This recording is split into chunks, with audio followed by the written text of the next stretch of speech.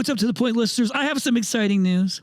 I'm going to be podcasting live at the Service Rocket Growth Summit in Vegas in October, and I'm going to be interviewing, I think it's the beginning of day 2, interviewing live with you, if you're in the audience, as my co-host, Louis Bruno, Victor Rancor, Ishmael Valdez, and Anthony Pereira. Yes, you can heckle them from the audience. It's completely okay, but I'm excited. If you haven't got your ticket yet, you got to get it right now. You can go to servicerocketnetwork.com. That's servicerocketnetwork.com and get your ticket. It's going to be a banger of an event. Joe Montana, you got Run DMC, a lot of awesome people there. So get your ticket today and enjoy this next episode with my man, Mr. Roy H. Williams, the Wizard of Ads. This is To The Point, a Rhino experience. Voted one of the top home services marketing and operations podcasts. Cutting through the bullshit and getting to the point. Hey, what's up, To The Point listeners? It is your boy, Chris Yano, the host of To The Point Home Services Podcast, in case you didn't know. I'm excited for today. We tried to do this one, I think, a couple weeks ago. Totally on me. I think I'm going to have to push it too. But I've got Mr. Roy H. Williams on the podcast today. I mean, and listen, if you don't already know, the Wizard of Ads. You want to see the wizard, the wonderful Wizard of Oz. You'll find he is a wizard of Wiz, if ever a wiz there was. You never heard that before in your life, have you, Roy? No. First time anybody's ever thought of that. Nobody's ever done that before. Jeez, we're talking about branding here. Listen, Roy, I'm super excited to have you on here, Roy, as the president and CEO. And you're a best-selling author of what, how many books? Well, only 3 of them were bestsellers, but it's a couple of dozen books altogether. Gotcha. But the important ones were the first ones. Well, I'm excited to have you on here. Listen, it was good to finally meet you. What was that, like, what, a month or so, 2 months ago? I don't know. Probably 6 weeks. Yeah, 6 weeks. You were here in Austin, and you didn't stay long enough. I think you had a birthday party or something to go to. I did, man. I had to get home for a party. You can't miss that kind of stuff. No. Family comes first. But I need to get back there because we didn't get enough time, because I didn't get to spend enough time at that restaurant you took us to for lunch. I had to bail out too early. Oh, yeah. But hey, you were the best chauffeur I ever had getting back to the airport. Thank you so much. Well, that's what I do best. I'm a good driver. It's my side hustle. It's your side hustle. You're a good driver. I bet you know how to brand it well. Well, if it was necessary, perhaps, but it's not. So, I think that it's fair to say that you've got this whole branding thing kind of figured out. I didn't realize until I was out there, just all the things I did. I didn't realize that you were in that, like we talked about the Rolex game with like the jewelers and things like that. Like which was kind of ironic, given that my best friend lives out there and he's in the jewelry business. But just to kind of learn some of the history besides like the home services space stuff that you've been in was really cool. And so I'm excited for our listeners. If you haven't heard of Roy H. Williams, the Wizard of Ads, I don't know what rock you're under, but he's been around for a minute. But if you haven't, you're in for a real treat today too. And it's a unique business. Like, that's what I love about it, is like, you can't just go to Roy and say, hey, we want to work with you. And he say, okay. That's not how it works in his world, which is super respectful in a lot of ways. But it's because what you're doing is for a lot of these companies too, is building out a legit brand. This whole story, it's not just some flyby. It's a big deal, a big process. You have to be somewhat selective on, who do you go to bat with, or who do you go to battle with? So what I want our listeners to know is a little bit of what that story looks like, Roy. Just kind of how maybe still share kind of some of that whole background too, and how you got into this, the industry as a whole with the jingles, like just all the things, because I think it's all important to building up, and then ultimately how you ended up into like this whole home service space. Like, for those who don't know, Roy is also behind, if you ever heard the brand Ghetto, since Ken's been on here like 1,500 times on this podcast, and he's basically a co-host at this point in time. By the way, I tried to talk him into coming on and co-hosting this one, and he's like, nope, I don't think Roy's going to want me on there. No, listen, Ken's an amazing storyteller, and I love to hear him tell stories. But both of us, the only time he can suck all the air out of the room, and so can I. And when we come together privately, we have kind of a detente. We have a treaty, but we've never ever been in the same room publicly before. And I try not to be on stage with people that are clients, because my job is to make them visible and more important. Think of it this way, Chris. There's always a speechwriter for the president of the United States when he's making the State of the Union address. Now, that speechwriter isn't writing his own words. He's just helping the president express the thoughts he wants to express in words maybe a little better than the ones he would have chosen for himself. And that's all I do. That's really all an ad writer does, is they have to figure out what's in the heart of the client. And then it's never about the ad writer, it's about the client. And so, yeah, I would be uncomfortable if Ken was on. I would just let him talk, because my job is to make him look good. I think that would have defeated the purpose of this podcast. We have to do it, just the two of us. This would have defeated the whole purpose. Yeah. So what questions have you got? Well, I just want to so maybe let our listeners know. I mean, that's obviously one customer that you worked with, one client you work with, that you do work with, that they would recognize just because he's been on here enough times and he's obviously a major player in the industry. But maybe we take it back to just how you even got into this space, obviously you're called the Wizard of Ads. So maybe we talk about a little bit of just your journey, in that industry, to kind of let our listeners know, hey, what besides just Ghetto, how did you even get to that point? What's been your career up to this point? Okay. So, fell in love at 14 years old, got married at 18, have now been married 46 years. And when I was 19, I had to get a side job to help keep food on the table, et cetera. And started changing tapes in the middle of the night on an automated radio station once a week. And Chris, I got the air shift that no one wants. I went to work once a week for $3.35 an hour at midnight on Friday night. So I had to come home from work, go to sleep, get up at like 11 o'clock, drive to the radio station, and stay up all night long after working all week. So I stayed up from midnight until 11 a.m. Saturday morning, 11 straight hours. And after taxes, I made like $21 a week. And then what nobody knew was that since 1978, I had been getting up every morning and spending a couple hours and writing a little message, and it went out on an answering machine, except they didn't sell answering machines in the 70s. You had to lease them from the telephone company. And this was an announce-only machine. I wound up having to have 2 phone lines and rent 2 of these machines at $50 a month. So I'm spending like a quarter, literally 25% of our household income, sending out a daily message into the world. It was just a little message of encouragement, and it was called Daybreak. I actually wrote the Monday morning memo about this a couple of weeks ago. I've been doing that for like 40 years. That's right.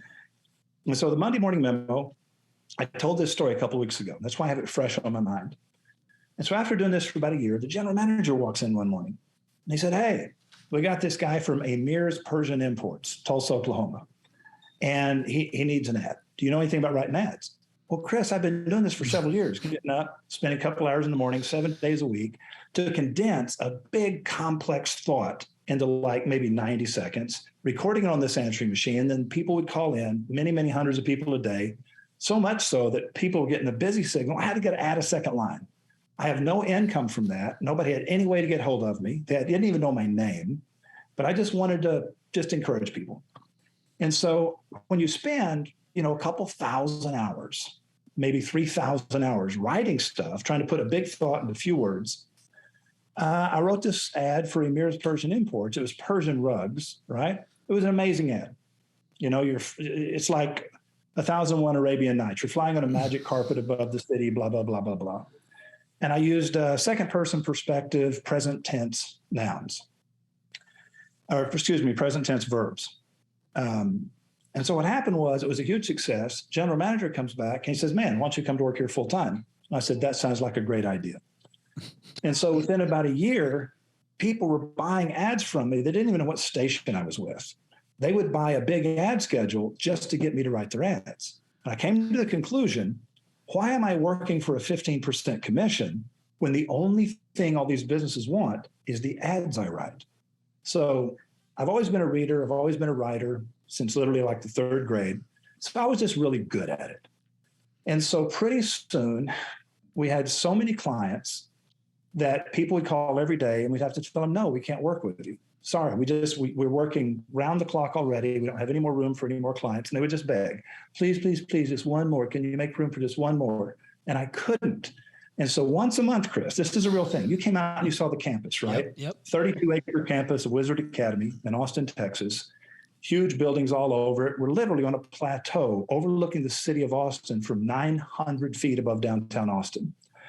And we have this 32-acre campus. And you didn't get to go up in the tower, right? You didn't get to go up on the star deck and look at the city from up above. Right. So the point was, before that all happened, my wife and I would rent the ballroom at the Four Seasons. People would fly in from all over America, and I would host a one-day seminar for free. This is all I can do. Once a month, I'll teach you everything I know for free, and I'll even pay for lunch. Because if you guys had to rent a hotel room, and if you guys had to buy plane tickets and stuff and be a couple of days away from home, the least I can do is buy your lunch. So pretty soon we're spending $20,000 a month buying lunch for strangers and have zero income from that. But business was good because we have a weird business model, Chris. I think I told you this. Did, but Yep. yeah, what happens is we go to work. When I say we, I now have 70 partners. And between all the partners, we probably work with maybe 200 home service companies in the U.S. and huge successes all over. And so at that time, though, my problem was I've got $20,000 a month going out and no ability to recapture that money, but I don't want to leave people out there ignorant of what works, what doesn't, and why. That's it, Chris. What works, what does not work, and why. That's it. And I was able to explain that to people, and they would go, oh, this is great, this is great. And my wife noticed, she goes, you know what? Some of these people keep coming back and bringing their staff with them, and we're spending $20,000 a month, $250,000 a year to feed these strangers because you feel bad that you can't take them all as your clients. And she says, we need a different plan. So she bought the land, went out and bought the land, designed all the buildings, and we hired a construction crew, and they've now been working every day, 350 days a year since 2004. And we just met with the head of construction at lunch today, and we've got 3 new things planned for him to get started on. But what I did is I said, okay, here's how this will work. I'll go to work for a flat salary. And then once a year, we adjust that salary by the percentage your business has grown. And if your business declines, I take that percentage of a cut in my pay, in for a penny, in for a pound. If business is up, I get a raise. It's the same percentage that your top line has increased. If top line goes down from even if it's just a major recession, doesn't matter. I get a haircut. We cut my pay by that same percentage. Well, a lot of clients now I've had for literally over 30 years, and they're paying me anywhere from 50 times to 70 times the amount per month they were originally paying me. Now, Chris, keep in mind, they can fire me at any time. We have no written agreement. They can dismiss me and handle this on their own, but they usually don't. They say, you know, this guy believed in me whenever nobody else did. And usually, I know that this is going to be a good client if I believe in them more than they believe in themselves.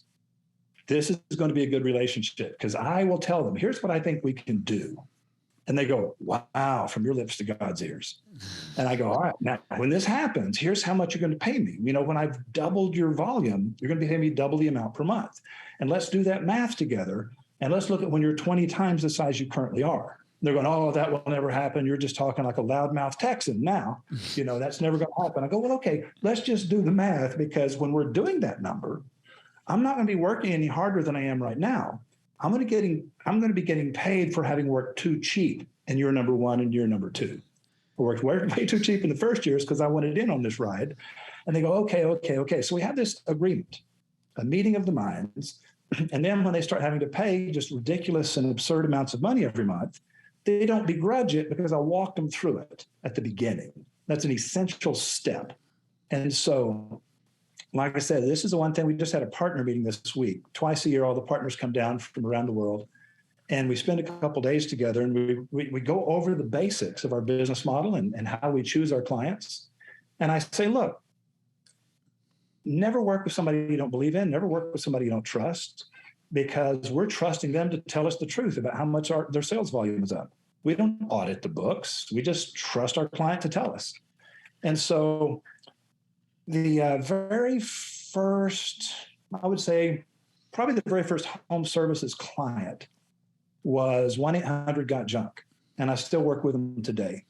And Brian Scudamart and I started. He'd been building that company for 23 years and had it up to almost $100 million. And when he came down and spent a day with me, and this is where it gets screwy, Chris, and this is what, see, people just roll their eyes. And I can't even believe I'm saying this because it's so embarrassing. We get calls every day, blah, blah, blah. I want to talk to Roy, blah, blah, blah. Yeah, it's like saying, yeah, put Chris on the phone, right? It's like, I want to bounce some ideas off Chris. And so what happens is they schedule it with my operations manager, and they pay $7,500. And I listen to him for a day, no promises. I'm not promising to take you as a client, but I'll listen to you and give you some good advice. And so Brian Scudamore flew down here. Chip Wilson flew down here, the founder of Lululemon. I mean, the guy's worth $2.5 billion. He flew down. I'm familiar. I've seen my wife's closet. Yeah. So what I'm saying is Chip's an awesome guy. We have a lot of fun, and Brian's awesome. And so Brian flew down, and we spent a day talking. And I said, listen, took you 23 years to get to 100 million. And I said, it's going to take us less than 4 years to get to 200. And he said, well, hang on a second. We've been flat for a while. And he said, so what gives you this confidence? And I told him. And he said, well, listen, if we're doing 200 million in less than 4 years from now, then I'm going to take you and your family and all my franchise partners and their families to Hawaii, all expenses paid for a week. And I said, great. Buy the tickets now, because they'll be cheaper today than they are 4 years from now, because we're definitely going. And what happened is, at the end of the time, we were doing 224 million a year is where we ended. So we were, 10% or so, 12% over goal. And now we're rapidly sneaking up on $1 billion. We've been together maybe a dozen years. And the second client was Dewey Jenkins in Charlotte, North Carolina. Oh, yeah. He came to some classes, and I adore Dewey. I mean, I really do. And Dewey came to some classes, and his goal was, he had seen me speak in St. Louis, because originally in like 1999, maybe something like that, 1999 or 2000, Jim Abrams and John Young flew down here.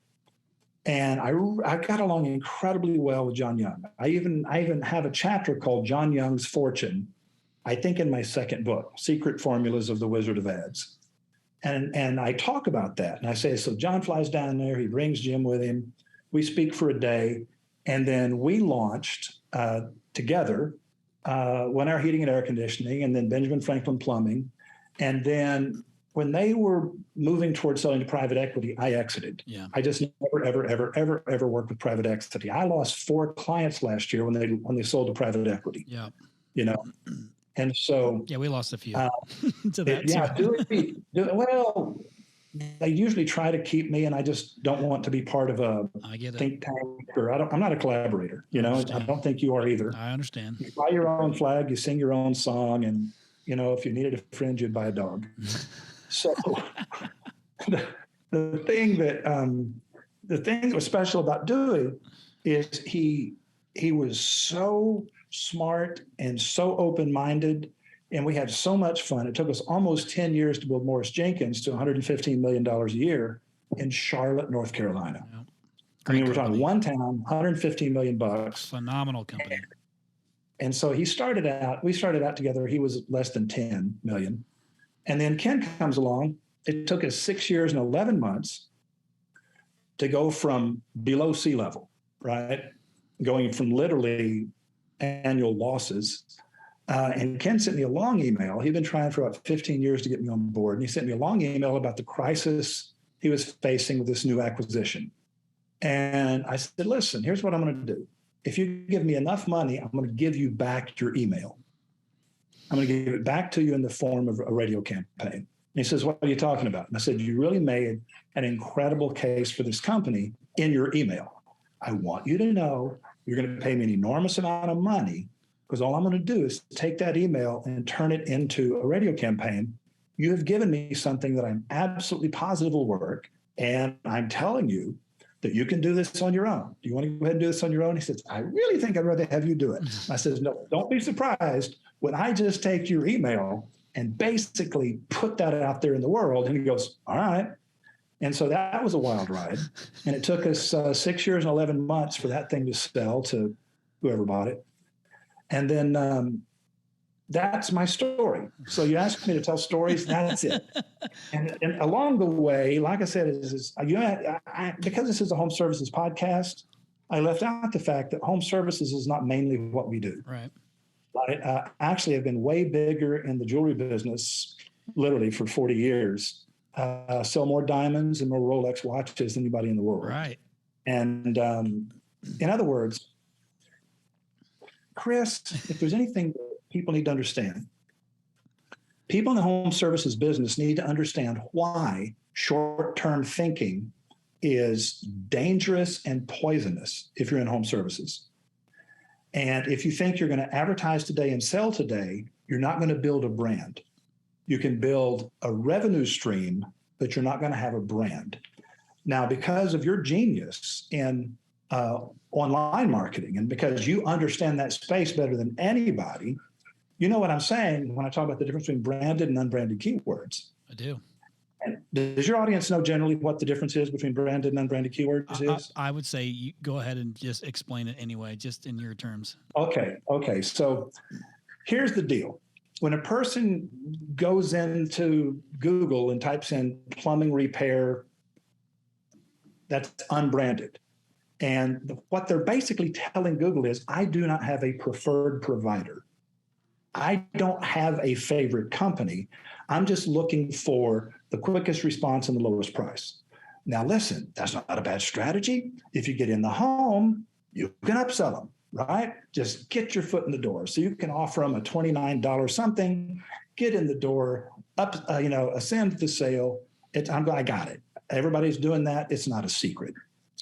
But the cost of that click, and one of my partners, Ryan Chute, taught me this. I think you've spoken to Ryan. Shout out to he was Ryan. here the day you came. Yep, shout out to So Ryan. anyway, Ryan mentioned high cap and low cap. I'd never heard it before. Maybe he made it up.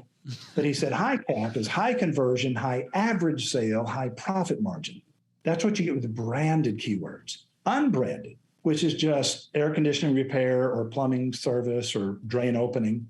Those are unbranded keywords. It's a much, much, much higher cost per click. We have seen it tends to be like anywhere from 12 to 17 times higher cost per click. Because when they type in your name, they type in the name of your company. It's an unbelievably cheap click. Oh, yeah. And an unbelievably high conversion, high conversion, high average sale, high profit margin. It's a high cap sale. You spend very little to get that lead, and they always convert. You spend an enormous amount of money to get an unbranded keyword lead, which they're not looking for you, they're just looking for someone. And I'm saying, so what happens is when people think short term, it's the same thing with jewelry, it's the same thing with anything. If you have a long purchase cycle, this is what you have to understand. Everybody needs to understand this. This is why I used to teach free seminars. If you have a long purchase cycle, the only way you're going to win and win big is to be the company they think of first and the one they feel the best about when they finally need what it is that you do. And so you have to use mass media to sell people long before they're in the need for your product or your service. You have to sell them way before they need you. You have to be a household word. You have to be the person they think of first and feel the best about. Dewey Jenkins, Ken Goodrich, the list goes on and on and on. Spence Diamonds, Robbins Brothers in Los Angeles. It's just unlimited. And I'm saying, but when you're thinking short term, you're thinking, I'm gonna eat what I kill. I got to sell it today to have business today. That works best for products with a short purchase cycle. Food has a short purchase cycle. We eat every day. Yep. Entertainment has a short purchase cycle. We're looking for things to do every day. But whenever you're going to be the people they think of first and feel the best about, it's not because of an offer you made. It's not because you're the bottom feeder trying to get in the door and then ascend to the sale and upsell it. And so that idea, when a person can wrap their brain around, think long term. This is a product category. This is a service category that people don't need every day. They need it once every few years at the most, typically. How often do they replace an air conditioning system? Right. How often do they need major, how often do they need a new hot water tank? It's not every year. It's not even every couple of years. Right. And so that idea of spending tons of money just trying to fill today's booking, right? You want to keep all your trucks busy. Well, if you just work it on it one day at a time, you're not building a brand. Right. You're not building a brand. So there's this balance between what you do better than anybody in the world and what I do better than I think anybody in the world, which is you have to think short term so you can survive, and you have to think long term so that you have a higher conversion rate, higher average sale, lower cost per click, higher profit margin. You know this, I know this, we talked about this, and this is why you wanted to have me on the show. I'm not discounting what you do. I'm just saying that when people don't think beyond the short term, they're going to be as confused as a termite and a yo-yo. They're always just going to be a hamster on a wheel. They're never, ever going to get ahead of the game. It's like trying to run up an escalator, and the escalator's coming down as fast as you're running, and you're just staying in one spot. And so that's my sermon. That's your next question. So you have, first off, thank you. That was a quick lesson. I will say, it makes my job a little bit easier when you've done your job really well. Oh, no, I'm telling you. It's like nothing works better than mass media in partnership with good online strategy and execution.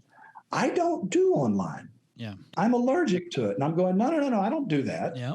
It's a whole different discipline. It's a radically different discipline. And I'm saying I build brands. I think long term. And the one thing that I have to tell people constantly, and I'm telling your audience today, if you do mass media, which is essentially television and radio, okay, it's going to blow your mind how cheap it is when you do it correctly. It's going to just completely fry your brain. Number two, it's going to break your heart at how long it takes it to start paying off. I tell every client, the check's on the table, and I say, put your hand on that check. They're going to give me some upfront money. Put your hand on that check. I lay my hand on their hand, and I tell them, I want to make you a solemn promise. 120 days from today, you're going to know with all your heart that giving me this money was the biggest mistake you ever made in your life. Because it's not going to be working. You're going to be saying, we spent all this money on media and we're not seeing any results. This was a horrible mistake. And I said, now, I always tell them this. This is the only reason I survive. It's called the chickening out period, Chris. Everybody comes to the chickening out period. It happens between 100 days and 120 days. And I say to them, it won't be working because people are hearing it, but they haven't heard it enough. They're not yet fully convinced. And when they finally get convinced, now you have to start waiting on the first of those people to need you. Now, when something works immediately, right away, it works less and less well the longer you keep doing it. But if something doesn't work at first, it's painful and you almost give up. Well, that is the thing that will work better and better and better the longer you keep doing it.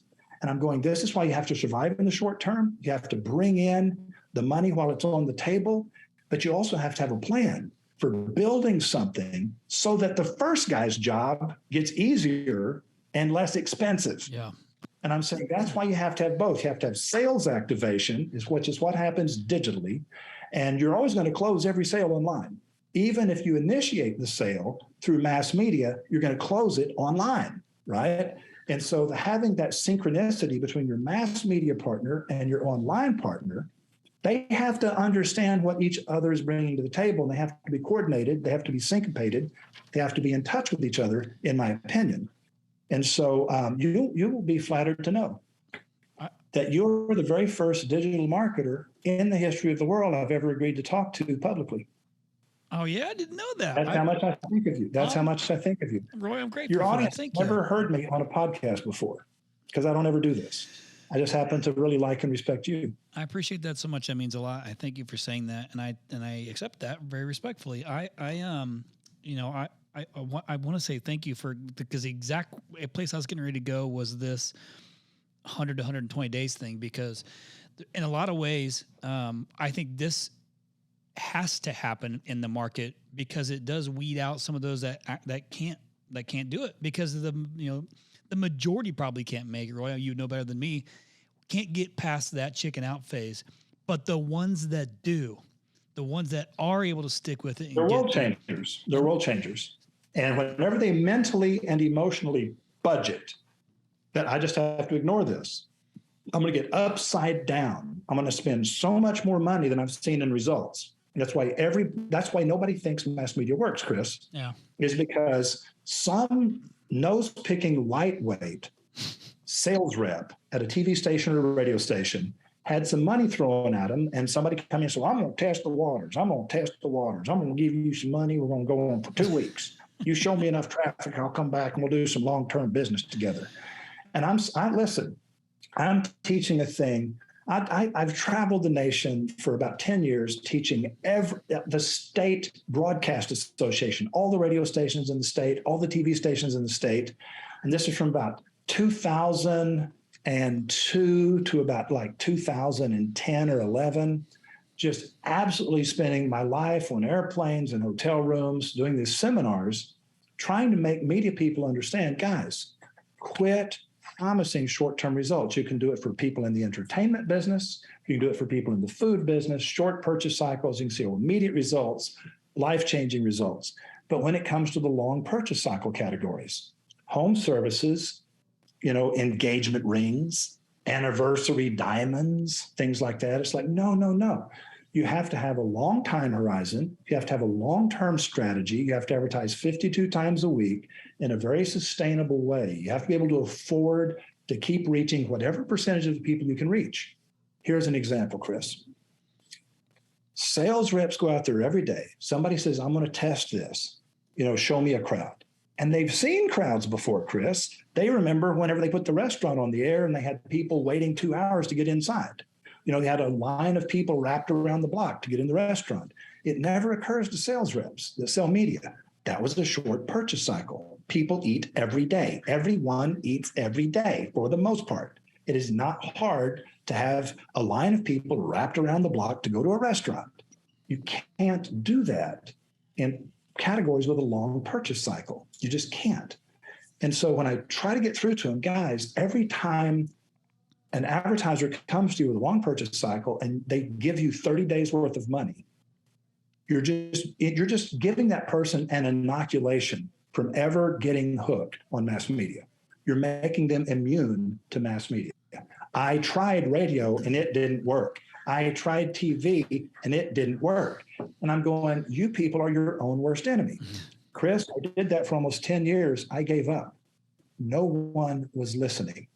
Everybody's a sucker for somebody throwing money at them. And it's a really bad idea. And I can promise it's not going to work. And this is why so many people out there say, I tried it and it didn't work. It's because nobody had the good sense to tell them, this is how long it takes. This is why the people it works for win huge, sell out for hundreds of millions of dollars to private equity. But the people who dabble in it and didn't do it right because nobody had the courage to tell them the truth, Chris. There was no salespeople in television or radio that had the courage to tell the business owner the truth. Then everybody's going, I tried it and it didn't work.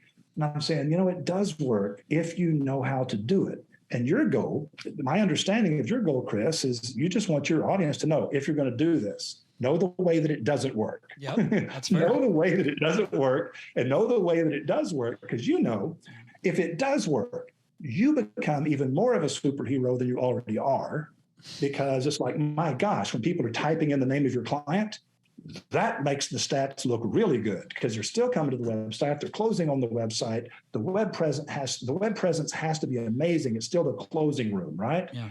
But to cause people to come looking for you, unbelievably less expensive clicks, unbelievably higher conversion, average sale, and profit margin. So there it is in a nutshell. Yeah, and I think that if I had to compare one of mine services to that cycle, it would be the search engine optimization platform, because essentially it's the same thing. But one thing that you said, I think I want to reiterate to the listeners, is that it's difficult to go into it saying, hey, this is what it's going to be, and guess what? It probably isn't going to yield a return in the first 100 to 120 days, maybe even a little bit longer. Unfortunately, search engine optimization is the same thing in my world, but key differentiator. man, you have to set the right expectation up front for it, because then once you, if you don't set that expectation and that time comes and goes, now you're losing trust. And then when you lose the trust or the belief in the company or the widget or whatever it is, that's when things start to fizzle out and go south. And then next thing you know, you got the chicken out phase coming in because you didn't build trust in the beginning and weren't upfront with what the expectations really should be. So I say that because, yes, it's always a beautiful relationship when mine works really well with what you're doing. It's like the best case scenario for us and our contractors. And we work with a bunch of big ones. That is the best case scenario because it works hand in hand together. Fantastic. Obviously, anytime it drops my cost per click, it drops my cost per lead. Conversion rates are higher, revenues, all the right things. So it's like a beautiful little dance. But key ingredient would be you got to be upfront. So if you're listening and you're considering going down this path, ask that question. If they're not telling you, ask that question. Hey, what's this cycle look like? Like, how long is it going to take for this thing to kick in? See what the answer is. See if it matches what Roy's just telling you. Hey. All right. So, Chris, I want to make one more point that I think right now I'm going to answer the question that I think everybody is asking. In their mind, everybody's saying, well, how much would it cost and how many ads do I need? Okay. Now, I'm going to make this is coming from 4 decades of real world experience, all day, every day, in virtually every market in America. It's like right now, we have probably 3,000 TV and radio campaigns on the air at this moment, like this hour, 3,000 different TV stations, radio stations in America. And all of our campaigns are 52 weeks a year, the same typical week, 52 weeks a year. And so every month has the same budget as every other month. It is not seasonal. You're not in a seasonal business unless you turn off the telephone, lock the door, disconnect the electricity, and come back in 6 months. Right. You know what I mean? Yep. A snow cone stand is a seasonal business. But if you're open 365 days a year, you simply have peak season and you have off season, but it's not a seasonal business. Right. You got payroll to make year round. That's good. And this is true again. You'd be stunned, Chris, how much the jewelry business is identical to home services. I mean, it's like the same exact ethos that's going on. But here's the thing people need to understand. What would it cost to go on the radio? Well, the first thing you have to do is make sure repetition matters more than reach. How many different people are you reaching? Think of it as unique visitors. How many different people are you reaching in a week? Yep. Keep in mind, when you're building a reputation, mass media is called mass media for a reason. Anyone who tells you that you can target with mass media is overstating something that's barely true. Birds of a feather kind of flock together to certain radio stations. Birds of a feather kind of flock together to certain TV shows, but not nearly as much as you think, not nearly as much as the stereotype would lead you to believe. When you look at the real data from Nielsen, which is unimpeachable, and if you want to know more about that later, ask me, because I'm telling you, we know as much about broadcast media, TV and radio, as you know about digital media in terms of who's being reached.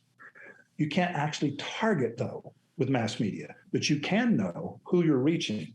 It's a family reunion.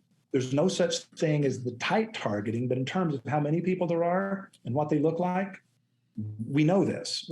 It's very granular, very highly detailed, unimpeachable data. But what happens is whenever you say, okay, the average person lives in a realm of association of about 250 people, Chris.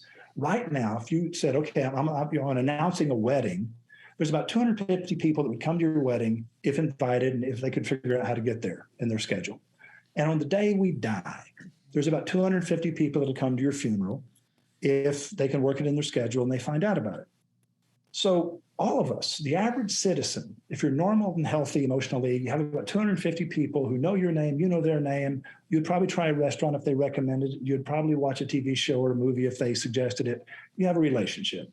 Co-workers, friends, people you went to school with, people whose kids play with your kids, it's that sort of thing. Now, it's not the same 250 all for your whole life. Right. It's kind of a revolving 250. Some people drop out, new people get added in, but it's about 250 people. Now, listen, if I can only reach 10% of Phoenix, remember the non-negotiable is repetition. Never settle for too little repetition, because It never works. Repetition is essential to mass media. And so never sacrifice repetition for increased reach. Instead of reaching 100% of the people and convincing them 10% of the way, reach 10% of the people and convince them 100% of the way. The cost is the same. Does that make sense, Chris? It does, yeah. That's what people have to understand about mass media. Repetition is absolutely non-negotiable. Don't say, oh, I don't want to leave these people out. I don't want to leave these people out. Listen, you don't have the money to reach everybody. Snap out of it. Reach only the number of people that you can afford to reach relentlessly. You want to own these people. You want to carry them around in your pocket. You can't reach everybody. How many people can you afford to reach correctly? The identical same person, Chris, the identical same person has to hear that radio ad 3 times within 7 nights sleep every week, 52 weeks in a row. That doesn't mean you're running 3 ads. It means when you look at the Nielsen, it's called a TAP scan, total audience plan scan, or it's called reach and frequency analysis. Here's how many people you're reaching. Here's the number of repetitions the average person is hearing. It's a report you can print out with any metrics you're looking for. Now, here's the deal. If you're reaching 10% of Phoenix and you're reaching the average listener 3 times a week, they're actually hearing your ad 52 weeks in a row. Now, Chris, that's going to be 156 ads per year, 156 60-second ads this person actually heard this year. They're hearing 3 a week, every week. So I'm only reaching 10% of Phoenix, but I own that 10%. Okay? What do you figure it costs to reach a person? I'm going to reach Chris Yano 156 times this year and convince Chris that whenever he needs what it is I sell, I'm the name he thinks of first. I'm the person he believes in. He types my damn name into the search engine, right? How much does it cost for me to reach you 156 times? Oh my God, I would have no idea. For the entire year, about 40 cents. Okay, I'm biting. It's costing, listen, I can get it done for a quarter of a penny per repetition. It cost me 40 cents to reach you 160 times. Interesting. So is mass media too expensive? Let's look at costs per click. If we can drive down cost per sale from $220 down to like $17 or $14, can we fund some mass media? I think so. What I'm saying is this is what we do every day.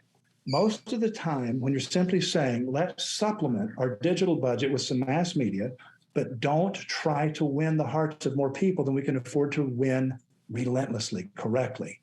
And listen, people stay reached the way that grass stays mowed. You have to continue to reach them year after year after year after year. And here's the thing I said earlier. When you're doing the right thing, it doesn't work at all right away. It's painful and everybody quits. Eat right and exercise. Great. I've been doing this for 3 weeks. Now I'm just hungry and sore. It's like, hey, I want to feel good. And if the doctor said, oh, I'm sorry, you want to feel good right now. Here, snort this white powder up your nose. You'll feel like Superman right now. And I'm going, no, that works less and less well the longer you keep doing it. And it destroys the health of the host, the person.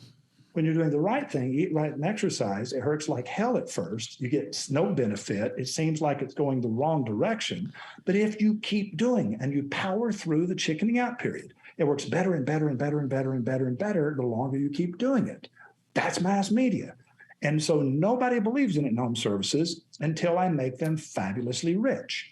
And I'm saying, I want people to know this. And if you don't have the emotional staying power, then don't get started. You're just going to waste a bunch of money and you get no return.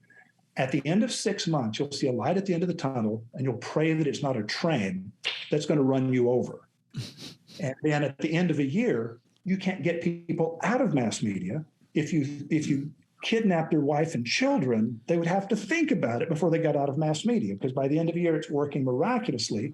At the end of the second year, they're sending you and your family on vacations around the world because it's working so miraculously.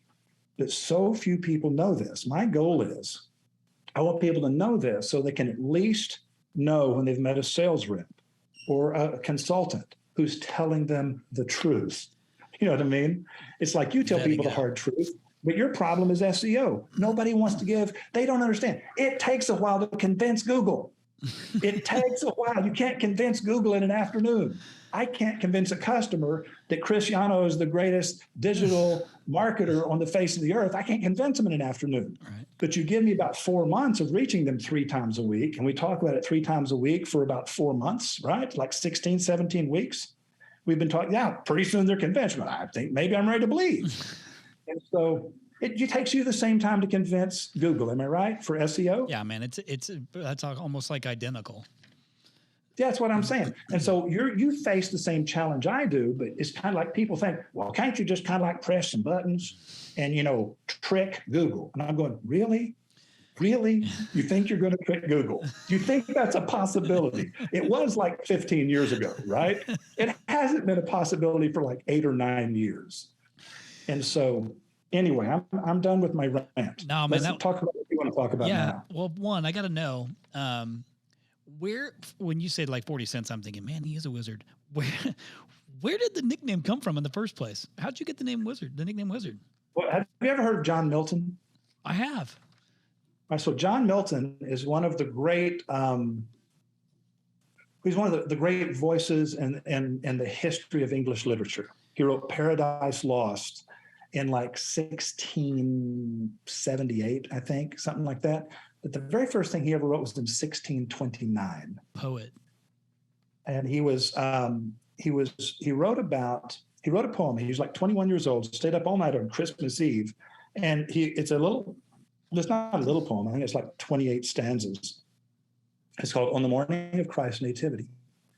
Now, Chris, you didn't know I was going to go here, but you asked the question. Where did the name wizard come from? Yeah, I'm looking at it. A person always drunk is a drunkard. A person who cowers is a coward. And in Matthew chapter 2, the story of the wise men, that's where the word wizard comes from. And see how from far upon the eastern road, the star-led wizards haste with odor sweet. O run, prevent them with thy humble ode, lay it lowly at his blessed feet. Have thou the honor first thy Lord to greet, and join your voice to the angel choir from out his secret altar of hallowed fire. That is stanza number 4 from John Milton's poem On the Morning of Christ's Nativity. It's the first thing he ever wrote in 1629. And so when he said wizards, he was referring to the wizards in Matthew chapter 2 that Matthew called the wise men.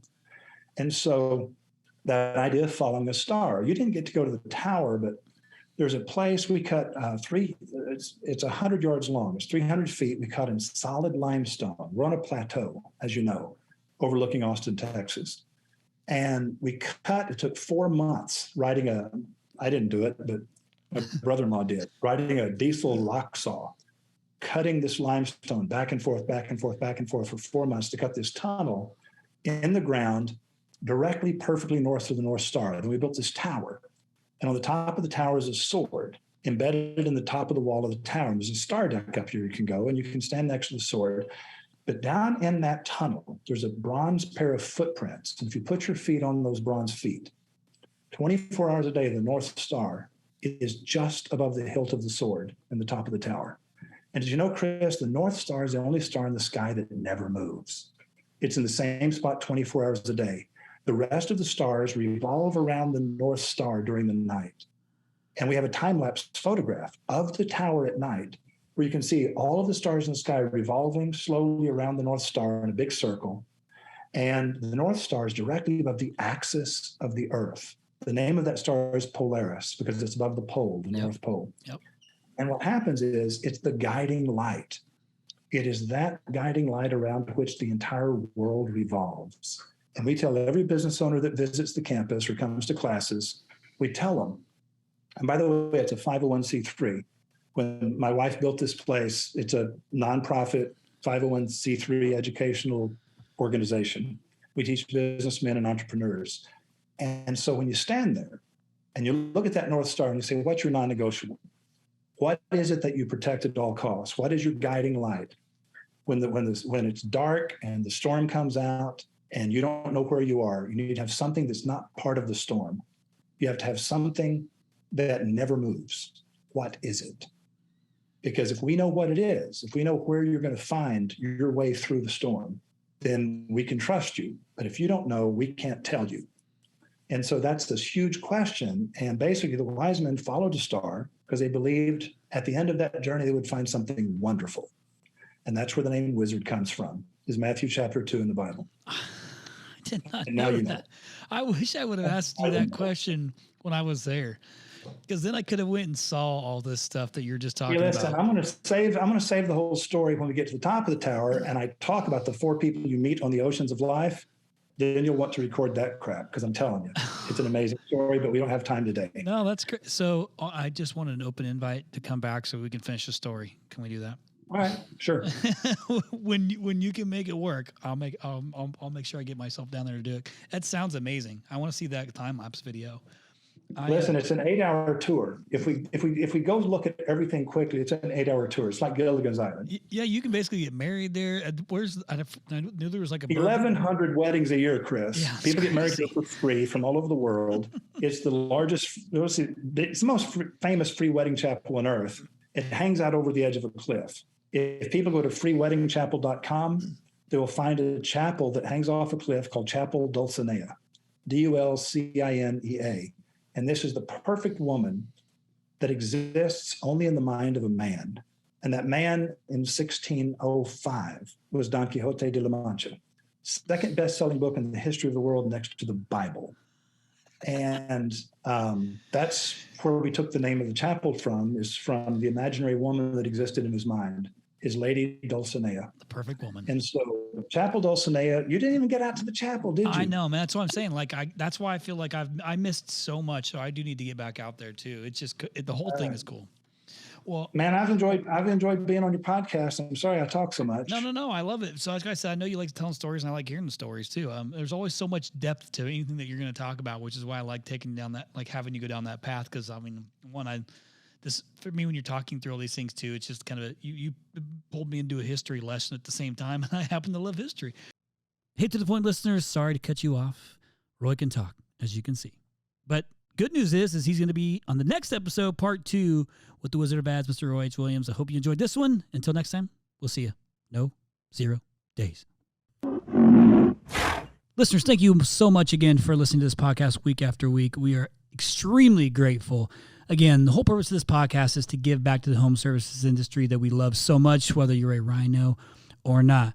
We really appreciate all the subscribers. And if you haven't subscribed yet, please go in and subscribe, and you'll get all the episodes sent to you automatically weekly. Also, we have really enjoyed your feedback. It's so meaningful for us when we get to read the nice comments that you guys put. So keep doing that. And if you don't know how to do it, here's what you got to do. You search for To The Point Home Services on Apple Podcasts. You click on our profile, scroll all the way down to the bottom, and hit write a review. And be honest and share your story and how the podcast has impacted you and your business. Thanks again from the bottom of our hearts at To The Point Home Services Podcast. We appreciate you.